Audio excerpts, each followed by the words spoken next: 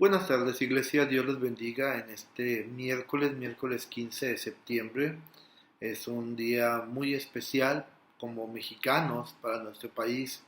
Recordar esta fecha de el grito de independencia que se dio allá en Dolores Hidalgo, hermanos. Y con ello, bueno, pues todos los beneficios que como país trajo esta revolución mexicana que nos ha permitido vivir de una manera diferente a como esa época se vivía. Eh, Hay mucho que decir de este día, no va a ser el tema de hoy, pero sí recordar, hermanos, siempre que más que tener una libertad como mexicanos, que lo cual le agradecemos infinitamente a Dios, tenemos libertad del pecado.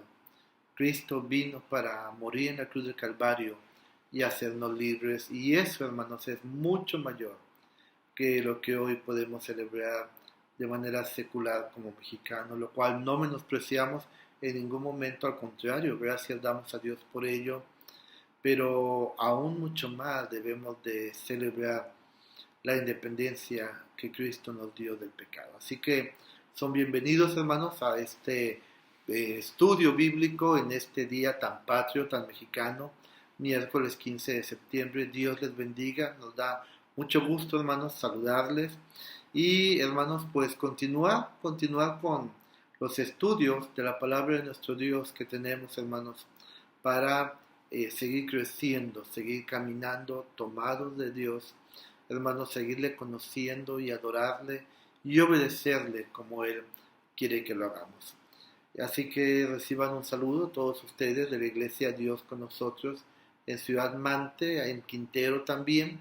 Y hermano, aunque usted no asista, no pertenezca a nuestra iglesia, pero se liga, se une a nosotros para recibir esta enseñanza, nos da mucho gusto. Que Dios le bendiga grandemente. Y bueno, pues queremos tener la lectura bíblica. Hoy es una lectura bíblica amplia, son 20 versículos los que vamos a leer. Vamos a encontrar la cita bíblica en el libro de Éxodo. El libro de Éxodo, hermanos, es el segundo libro de la Biblia. Éxodo, capítulo, hermanos, capítulo 14, versículos del 13 hasta el 31. Éxodo, capítulo 14, versículos 13 al 31. Y hermanos, vamos a hacerlo de manera unida. Después de esto tendremos la oración y entraremos de lleno, hermanos, para tener el estudio bíblico. Hace unos minutos se terminaron los círculos de oración de la iglesia. Tenemos muchos motivos por qué orar, tenemos muchos motivos que agradecer. Hoy en especial también estaremos orando por la vida de nuestro hermano Enrique, nuestra hermana Rosita, quienes ellos, según los planes, estarán viajando el día de mañana a Monterrey para después de ahí a la Ciudad de México y después de ahí estarán viajando a los Estados Unidos para visitar a su hijo Oliver y a su esposa, a sus hijos allá en aquel país. Un saludo para nuestros hermanos Rosita, Enrique, para sus hijos, sus nueras, sus nietos, sus nietas, y nuestra oración para que el Señor los lleve en el hueco de sus manos hasta aquel lugar. Así que yo espero que usted ya tenga la cita bíblica y que la comparta, querido hermano, con la gente que está a su lado, su familia, amistades, conocidos. Éxodo capítulo 14, versículos del 13 hasta el 31. ¿Ya está usted listo, hermano? Si está listo, empezamos. Y Moisés dijo al pueblo: no temáis, estad firmes, y ved la salvación que Jehová hará hoy con vosotros, porque los egipcios que hoy habéis visto, nunca más para siempre los veréis. Jehová peleará por vosotros, y vosotros estaréis tranquilos. Entonces Jehová dijo a Moisés: ¿por qué clamas a mí? Di a los hijos de Israel que marchen. Y tú alza tu vara y extiende tu mano sobre el mar y divídelo, y entren los hijos de Israel por en medio del mar en seco. Y aquí yo endureceré el corazón de los egipcios para que los sigan, y yo me glorificaré en Faraón y en todo su ejército, en sus carros y en su caballería. Y sabrán los egipcios que yo soy Jehová, cuando me glorifique en Faraón, en sus carros y en su gente de a caballo. Y el ángel de Dios que iba delante del campamento de Israel se apartó e iba en pos de ellos, y asimismo la columna de nube que iba delante de ellos se apartó y se puso a sus espaldas. E iba entre el campamento de los egipcios y el campamento de Israel, y era nube y tinieblas para aquellos, y alumbraba Israel de noche, y en toda aquella noche nunca se acercaron los unos a los otros. Y extendió Moisés su mano sobre el mar, e hizo Jehová que el mar se retirase por recio viento oriental toda aquella noche, y volvió el mar en seco, y las aguas quedaron divididas.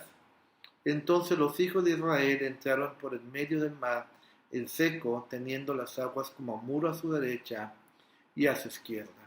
Y siguiéndolo los egipcios, entraron tras ellos hasta la mitad del mar, toda la caballería de Faraón, sus carros y su gente de a caballo. Aconteció a la vigilia de la mañana, que Jehová miró el campamento de los egipcios desde la columna de fuego y nube, y trastornó el campamento de los egipcios, y quitó la rueda de sus coches, y los trastornó gravemente.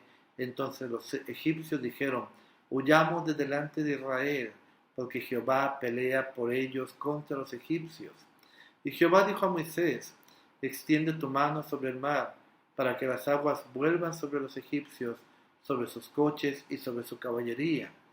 Entonces Moisés extendió su mano sobre el mar, y cuando amanecía, el mar se volvió en toda su fuerza, y los egipcios al huir se encontraban con el mar. Y Jehová derribó a los egipcios en medio del mar, y volvieron las aguas y cubrieron los coches, y la caballería, y todo el ejército de Faraón que había entrado tras ellos en el mar. No quedó de ellos ni uno. Y los hijos de Israel fueron por en medio del mar en seco, teniendo las aguas por muro a su derecha y a su izquierda. Así salvó Jehová aquel día a Israel de mano de los egipcios. Israel vio a los egipcios muertos a la orilla del mar. Y vio Israel aquel grande hecho que Jehová ejecutó contra los egipcios. Y el pueblo temió a Jehová, y creyeron a Jehová y Moisés su siervo. Amén. Vamos a orar. Bendito Dios, en el nombre de Jesús, tu Hijo amado, gracias te damos, buen Señor, por la gran bendición que nos das de reunirnos, Dios, a través de este medio, para alabarte, para bendecirte, Señor, para poner nuestras vidas en tus manos y para aprender más y más de ti. Bendícenos en el tema de Cristología. Estamos estudiando, Dios, a Cristo como profeta. Ayúdanos, Señor, a comprenderlo, a amarte más cada día, Señor celestial, a temerte más, nuestro buen Dios. Bendice a tu iglesia, Señor. Permite que tu Espíritu Santo nos ayude en esta hora. En Jesucristo. Amén. Muy bien, hermanos, pues vamos a tener la enseñanza del día de hoy. Recordemos que estamos estudiando lo que es Cristología y estamos estudiando a Cristo como profeta. Ya el miércoles pasado vimos la función del profeta. Veíamos el miércoles pasado que el profeta comunica una revelación de parte de Dios. Vimos también que el profeta siempre va a hablar en nombre de Dios. Vimos que el profeta, al hablar en nombre de Dios, lo que hace es dar a conocer la voluntad de Dios, hermanos. Y también vimos que el profeta recibe el mensaje de Dios a través de diferentes maneras. Eso fue lo que vimos hasta el miércoles pasado. El día de hoy, hermanos, vamos a hablar de dos aspectos importantes. Hoy en día, hermanos, yo les decía, hay que tener mucho cuidado, hermanos, con aceptar a alguien que le diga profeta. Hoy en día hay muchos que se dicen profetas, hermanos, muchos, no sabe cuántos hay.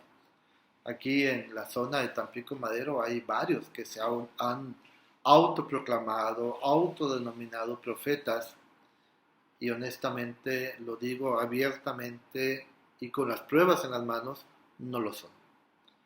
Un aspecto, hermanos, que un profeta debe de considerar es que toda profecía es confirmado por los hechos poderosos de Dios. Toda profecía es confirmada por los hechos poderosos de Dios. ¿Qué sucede, hermanos, entonces aquí? Normalmente la Biblia nos habla que llegaba el profeta y lanzaba el anuncio que Dios le había dado a comunicar al pueblo. A veces eran mensajes de advertencia, como el caso de Jonás y Nínive, que lo comentamos ya el miércoles pasado. Jonás llegó y decía, arrepentíos, porque si no se arrepienten, Dios hará esto, esto y esto dentro de tanto tiempo. Dice la Biblia que desde el rey de Nínive hasta los animales se pusieron en ayuno, y obviamente los humanos en oración, en arrepentimiento.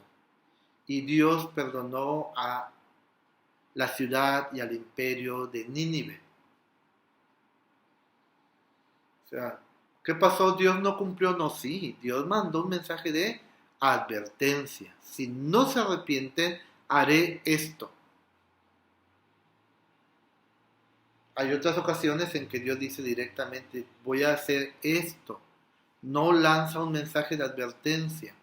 Lo que sí debemos de tener mucho cuidado es que lo que se dice, escuche bien, lo que diga un profeta se tiene que cumplir. Si no se cumple, es un falso profeta. Y por favor tengamos mucho cuidado, queridos hermanos, con decir, bueno, es que ustedes lo interpretaron mal, así dicen los falsos profetas. No era literal, era espiritual a lo que yo decía. Y le voy a poner un caso que se dio aquí. Hace ya un buen número de años participábamos en la radio cristiana de aquí de la localidad. Y había, bueno, voy a decirlo así, había un pastor, no sé si llamarlo pastor, pero él así se proclama como pastor. También ahí en la radio, y él un día dijo, recibí un mensaje de Dios, viene para Tampico y Madero un tsunami y todo será destruido. Así lo dijo. Y está en las grabaciones de la radio. Y lo estuvo diciendo por diferentes días. Y la verdad es que todos decíamos, hey, cuidado con lo que estás diciendo. No, es que yo recibí el mensaje de Dios. Y llegó la fecha esperada. Obviamente quienes conocemos de esto que hoy estamos compartiendo con ustedes, no hubo ni una pizca de temor porque sabemos que no podemos creer en ese tipo de cosas. ¿Y qué pasó? Nada. La playa estaba completamente tranquila, el mar estaba como una alberca ese día. Obviamente hubo gente que empezó a buscar a este hermano para que diera la cara, para que enfrentara lo que él había dicho. Tiempo después apareció. Y él decía, no, es que me malentendieron. Yo les decía que iba a venir un tsunami, pero un tsunami espiritual. Y todo Tampico, Madero y Altamira se iba a convertir al Señor Jesucristo. O sea, no, hermanos. Un verdadero profeta, número uno. Les hablo en los tiempos del Antiguo Testamento y hasta los tiempos del Señor Jesucristo. Lo que decía de parte de Dios, Dios lo respaldaba. Dios lo respaldaba con actos poderosos, sobrenaturales, hermanos. Uno de esos primeros profetas precisamente es Moisés. Moisés se presenta delante de Faraón, enviado por Dios, y le dice Dios a Moisés, Moisés, ves y di esto. Deja ir a mi pueblo para que me celebre fiesta en el desierto. Y si no os dejaré ir, y le empieza a mencionar plaga por plaga de las 10 plagas que tocaron Egipto. Y llega Moisés y le dice a Faraón, Faraón, Dios dice esto así, así, así. Deja ir a mi pueblo. Y Faraón, ¿cómo crees que voy a dejar ir a tu pueblo? Si no lo dejas ir, Faraón, va a pasar esto. ¿Y qué tenemos, hermanos? No solamente la Biblia, hermanos. La historia, la arqueología, hermanos, ha confirmado todas las plagas que llegaron al pueblo de Egipto en ese entonces. Todas. ¿Por qué? Porque Moisés era un profeta temeroso de Dios. El Señor Jesucristo, hermano, fue el último profeta. En ese sentido, todo lo que el Señor Jesucristo dijo, todo se cumplió. Cuando Él dice, derribar este templo y yo lo edificaré en 3 días, no estaba hablando del templo material, estaba hablando de su cuerpo, estaba hablando que Él resucitaría en 3 días como lo hizo. El Señor Jesucristo era un profeta también y lo es. Leo textualmente mis anotaciones, permítame. Una y otra vez leemos que las promesas hechas por medio de profetas eran confirmadas y cumplidas a través de actos poderosos de Dios, como el que acabamos de leer en Éxodo. Dios le dice a Moisés, Moisés, ¿por qué estás clamando a mí? Di al pueblo de Israel que marche y que este ejército de Faraón que ahora ven, jamás lo volverán a ver en su vida. ¿Y qué sucedió? Bueno, usted y yo conocemos perfectamente la historia. Dios abre en medio del mar un camino seco. Dice la Biblia que el pueblo de Israel avanzó teniendo las masas de agua por un lado y por otro lado. Y la columna de nube y el ángel de Jehová dice que estaba entre el pueblo de Israel y el pueblo de Egipto. Cuando el pueblo de Israel hubo terminado de pasar hasta el último, entonces Dios ordena que las masas de agua volvieran a juntarse y sepultan, literalmente, sepultan a todo el ejército egipcio. Y hoy en día, la arqueología, no le hablo de la arqueología bíblica solamente, la arqueología secular ha demostrado que en ese lugar están sepultados, hermanos, no solamente osamentas, tanto de animales como de humanos, sino los mismos coches, los carros del ejército de Faraón. ¿Cumplió Dios su palabra? Claro que la cumplió. Moisés era un profeta de Dios, claro que lo era. Le voy a poner otro ejemplo, hermanos. Vayamos a Josué, el libro de Josué.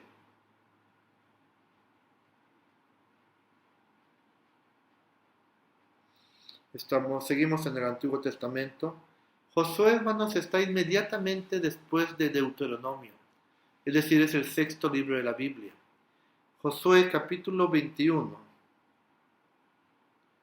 Josué capítulo 21, versículo 43 y 45.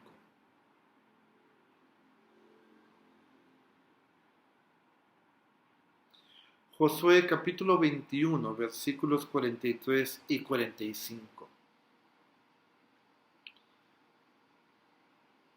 ¿Ya llegó ahí, hermano? La palabra de Dios dice, de esta manera dio Jehová a Israel toda la tierra que había jurado dar a sus padres, y la poseyeron y habitaron en ella. Y Jehová les dio reposo alrededor, conforme a todo lo que había jurado a sus padres, y ninguno de todos sus enemigos pudo hacerles frente, porque Jehová entregó en sus manos a todos sus enemigos. No faltó palabra de todas las buenas promesas que Jehová había hecho a la casa de Israel. Todo se cumplió. Cuando Dios manda a un profeta a que hable a su pueblo, hermanos, Dios respalda su palabra enviada y dada a través del profeta, a través de esos actos poderosos y sobrenaturales. De esta manera, hermanos, Dios confirma su mensaje profético con obras poderosas. La mayor de ellas es: derribad este templo y en 3 días lo edificaré. Palabra del Señor Jesucristo. Y al tercer día, lo que no había sucedido nunca,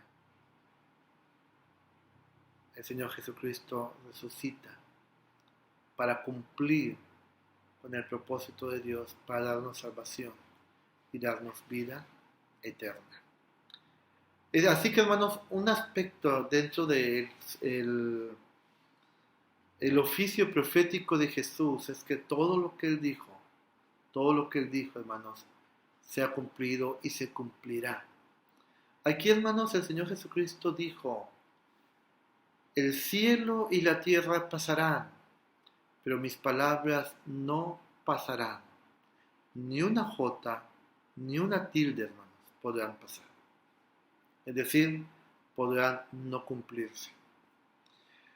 Así que, hermanos, tengamos mucho cuidado con los evangelios. No menosprecie lo que los evangelios le enseñan, lo que la Biblia le enseña. Todo lo que el Señor Jesucristo dijo y el que aún no se ha cumplido, se cumplirá. Siguiente aspecto, hermanos.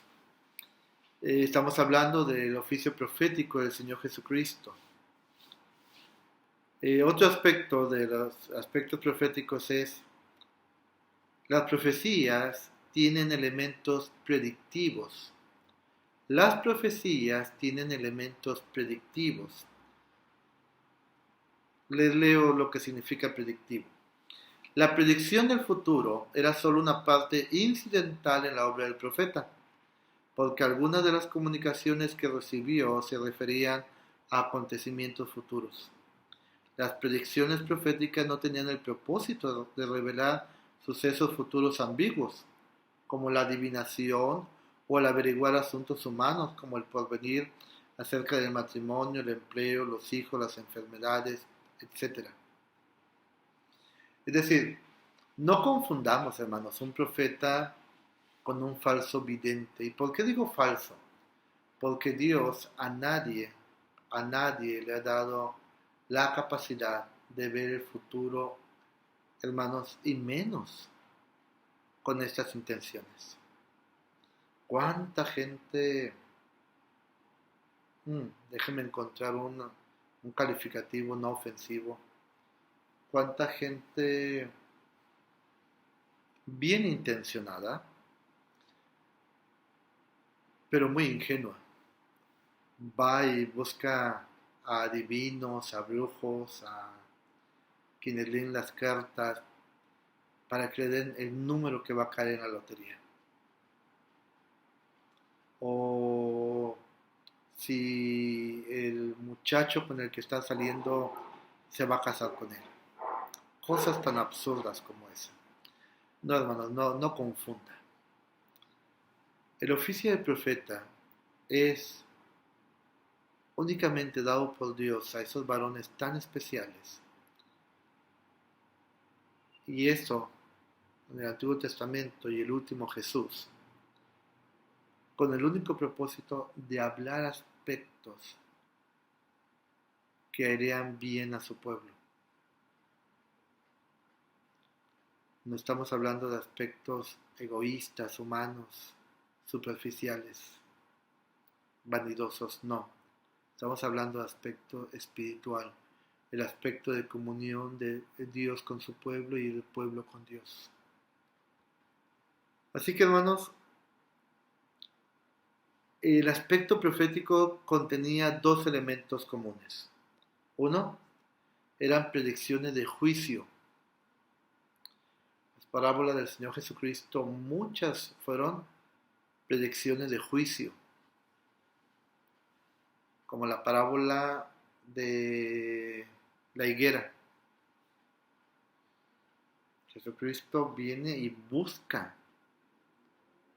Es un juicio, hermanos, es una exhortación de juicio. ¿Para qué? Para que el pueblo de Israel y el pueblo cristiano sepa que Dios va a exigir que se le dé el fruto de lo que Él sembró en nuestras vidas. a manera personal, matrimonial, familiar, como iglesia, como nación. Dios, hermanos, hablaba a través de los profetas haciendo predicciones de juicio y de exhortación a tener esperanza. Siempre, hermanos, la profecía es para dar esperanza. Jamás, hermanos, un profeta habló de condenación. Y hoy en día, discúlpeme usted, pero hoy en día muchos, hermanos, lo único que hacen es condenar, porque son falsos profetas. Ahora que vinieron los huracanes hace poco, esa gente que sale ahí en la televisión de Enlace y todo eso, Guillermo Maldonado y otros más, hicieron tantas cosas absurdas como pararse en un lugar y yo te detengo en el nombre de Jesús y recibir profecía que te deshaces en el océano y desapareces y ¡pum! Que les llega el huracán. ¿Por qué? Porque no son profetas de Dios. Y no quiero seguir hablando ni de él ni de ningún profeta falso, porque no quiero dar publicidad a lo que no es. Démosle publicidad al profeta de Dios que murió en la cruz del Calvario, al Señor Jesucristo, nuestro Salvador y Señor.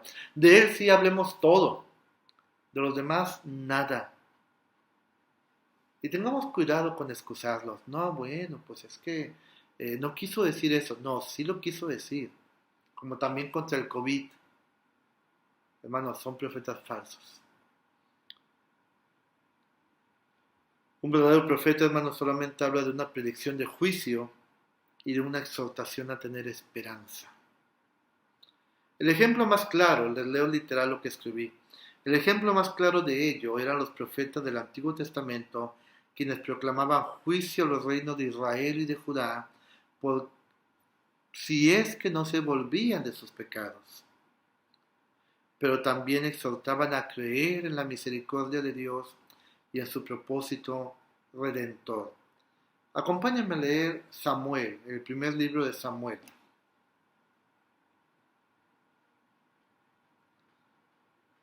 Vamos al libro de Samuel. Ahí donde estaba usted en Josué, avance, después sigue Jueces, después el libro de Ruth, y luego sigue Samuel. Avance 3 libros más y llegará a primera de Samuel.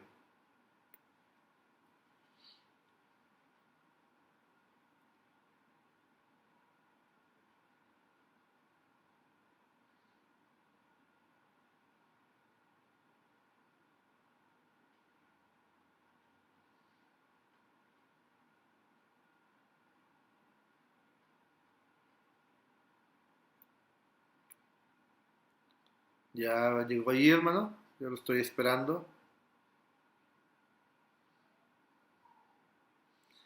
Ok. Ya llegó ahí. Bueno, no lo vamos a leer todo. Solamente quería que se ubicara. ¿De quién estamos hablando? Estamos hablando del primer profeta reconocido oficialmente en la Biblia. Y no solamente eso. Samuel, hermanos, él forma una escuela de profetas donde él enseñaba estos principios de que no se puede, hermanos, hablar a la ligera cuando se trata de Dios. Así que, hermanos, esos son los dos aspectos que era necesario concluir respecto a las características de los profetas y principalmente porque hemos estado hablando de Jesús en su oficio de profeta.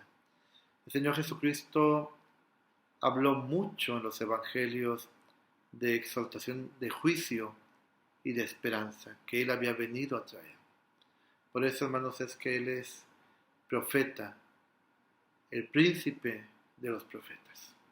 Él nos dejó sus enseñanzas, hermanos, y todas se cumplirán. Muy bien, hermanos, pues que Dios les bendiga, que Dios bendiga esta enseñanza. Tengamos mucho cuidado, hermanos, con esos falsos profetas y, hermanos, alabemos y exaltemos a nuestro Dios. Vamos a concluir, hermanos, en esta hora con una oración y, hermanos, seremos despedidos con la bendición apostólica. Señor, En el nombre de Jesús te damos muchas gracias por la gran bendición que nos das de alabarte, Dios, de bendecirte, de exaltarte y de aprender más y más de tu palabra santa. Bendice lo que hoy hemos estudiado, permite que sea de bendición para nuestras vidas, buen Señor. Y Padre Celestial, bendice a tu iglesia, a los enfermos, oramos por su salud, oramos por la recuperación de quienes ya han salido de la enfermedad o de la operación, que tú les bendigas, Padre Celestial, y les sigas fortaleciendo momento a momento. Oramos, Padre Celestial, por toda necesidad que pueda haber en la vida de algún hermano, algún matrimonio, alguna familia, tanto de la iglesia como fuera de ella, como quienes nos escuchan también, Señor. Y en especial pedimos por el hermano Enrique, la hermana Rosita, Señor.